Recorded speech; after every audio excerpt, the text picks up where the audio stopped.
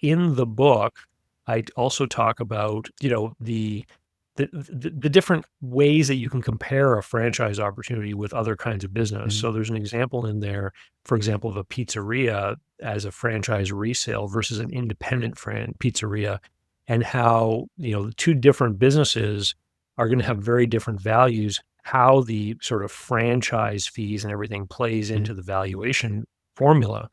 And these are things that I think are just important for people to understand, because you are making an investment when you get into one of these things. And at the end of the day, the big litmus test that I always say people should be asking is, what are the different fees I'm going to pay and what should I be getting for that money? Right. What will I get for that money?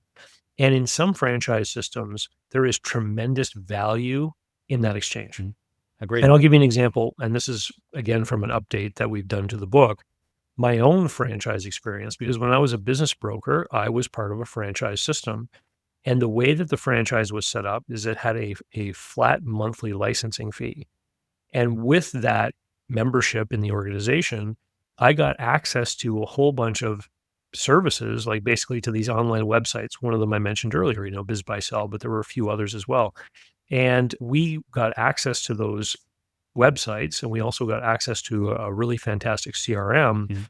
If I was an independent business broker and I was paying for all those things individually, they would have added up to more than the licensing fee. Right.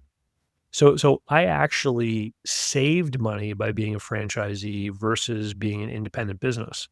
And so the point of the book is not to say, like you said, that all franchises are bad. It's to get people to Mhm. think about, in a critical way, how do I analyze this? How do I figure out if this is a good deal for me?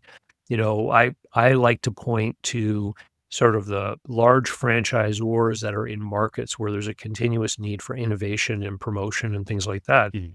And when you get into those franchise networks, basically you've got those people at head office who are creating all that stuff. They're thinking, months down the road of what the promotions are going to be. They're creating the advertising and marketing collateral. They're Mhm. probably preparing the online campaigns. They're, taking care maybe of the Google AdWords for you locally. They're doing a whole bunch of stuff that independent business owners have to try to carve time out to handle.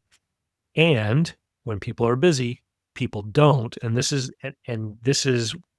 where a lot of people fall down in independent businesses, is they're always busy in their business and they don't have time to quote unquote work on the business doing these sorts of things. But in a lot of these franchise networks, yeah, there are people at head office doing that sort of thing. Strong franchisors provide value by staying ahead of the curve.